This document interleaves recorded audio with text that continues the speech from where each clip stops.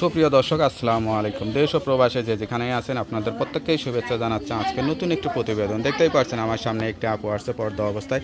আসলে আপুটা অনেকটাই উঁচু লম্বা, দেখতে শুনতেও ভালো। আসলে কি হয়েছে তার জীবনে, কেন প্রতিবেদনে আসতে হয়েছে, চলুন বিস্তারিত বিষয়ে কথা বলে জানার চেষ্টা করি। আপু আসসালামু আলাইকুম। ওয়ালাইকুম আসসালাম। আসসালামু আলাইকুম। ওয়ালাইকুম আসসালাম। আপু আপনার নাম কি? আমার নাম নুসরাত। নুসরাত আপু, কেমন আছেন আপনি? ইনশাআল্লাহ ভালো আছি। আপনার বাড়ি কোথায়? আমার বাড়ি কুমিল্লা। কুমিল্লা। পরিবারে কে কে আছে? পরিবারে আমার একটা বাচ্চা নিয়ে আমি একলাই আছি। আপনার বিয়ে শাদী হয়েছিল? হ্যাঁ, মা বাবা নাই? মা বাবা মারা গেছে। আরে বিয়ে শাদী কি মা বাবা থাকতে হয়েছিল না মা বাবা আগে? টাইমে বিয়ে দিছিল। ছোটবেলায় মা বাবা হারাইছে? হ্যাঁ, আচ্ছা আচ্ছা। তা বাবা মারা গেলে মা আবার সৎ হয় কেমনে? বাবা মারা গেছে আজকে 5 বছর হয়। মানে মা আগে মারা গেছে, পরে বাবা আবার বিয়ে করছিল? হ্যাঁ, ভাই বোন টোন আছে? ভাই বোন নাই, সতাই ভাই বোন আছে, জিগায় না আমার। আপনি একাই? আপনি মা পেটে আপনি একাই? হ্যাঁ, কি করেন, কি লেখাপড়া করেন? লেখাপড়া করি না, সেলাই মেশিনের কাজ করি। বয়স কত এখন?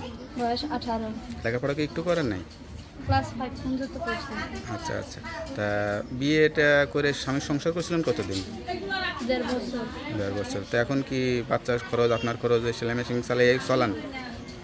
সেলাই মেশিন চালাইয়া হয় না, দেখে অনেক কষ্ট হয়, তার জন্য প্রতিবেদনের সামনে আইছি। যদি ভালো একজন মানুষ পাই, 5 ওয়াক্ত নামাজ পড়ায়, বাড়ি বসায়, পর্দায় রাখে, আমার বাচ্চাটা সহকারে আমাকে বিয়ে করে, তাই আমি তার কাছে বিবাহ বসবো। থাকবে তো, বিয়ে শাদী হলো, সবাই তো সংসার করলেন, চেহারা তো দেখছেই মানুষ, তাই একটু মুখটা দেখাইলে সমস্যা কি এখন? আমি তো কখনো আসি না, তার জন্য পর্দা করে আসছি। আচ্ছা আচ্ছা। মানে অন্য কোনো সমস্যা নাই তো? না না, কোনো সমস্যা কোনো নেই। মিথ্যা কথা বা মিথ্যা আশ্রয় নিচ্ছেন না তো? আল্লাহর মতো কোনো মিথ্যা আসে না।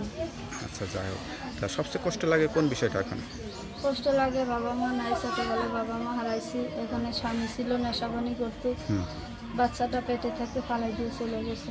তো স্বামীকে এত স্ত্রী ভালো করে ফেলে, তা আপনি কি স্বামীর জন্য চেষ্টা করেন না? তার যে আগের বউ আছে, তার বউ কাছে চলে গেছে। আচ্ছা আচ্ছা। আমার সতাইমা বিয়ে দিছে, আমি এই ব্যাপারে কিছু জানি না, পরে শুনছি যে বিয়ে করতে, বাচ্চা আছে, তার বউ কাছে চলে গেছে। বিয়ের আগে কি চিন্তা বা কি স্বপ্ন দেখতেন?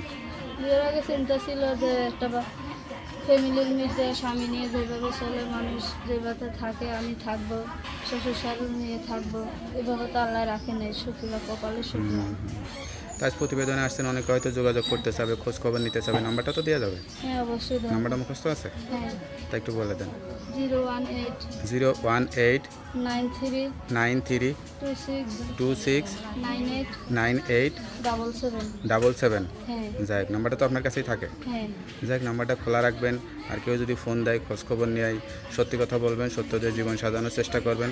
অনেকেই আছে হয়তো বিবাহিত পুরুষ, বাচ্চা কাচ্চা আছে, সেরকম পুরুষও যদি বিয়ে করতে চাই, করবেন তো? ইনশাল্লাহ। সে যদি ভালো মন দিয়ে ফোন দেয়, আরেকটা কথা হইলো ভাই, সে যদি আমার বিবাহ করে 10টা কথা বলে, মনটা মাইনে লওয়া যাবে। তারা আরেক জায়গায় কি করছে না করছে, এগুলা যদি শুই না এসে আমাদের সাথে দুর্ব্যবহার করে, এটা অনেক খারাপ লাগে ভাই। আমরা এই 3 বাচ্চা অনেক কষ্ট করে প্রতিবেদনের সামনে গেছি যে 10 জনের সাথে না, একজনের সাথে কথা বলবো, একজনের সাথেই সারা জীবন কাটাই যাবো। কিন্তু দয়া করে ভাইদের কাছে একজনের ব্যাপারে যাই না শুই না, তারপরে তার সাথে দুর্ব্যবহার করবো।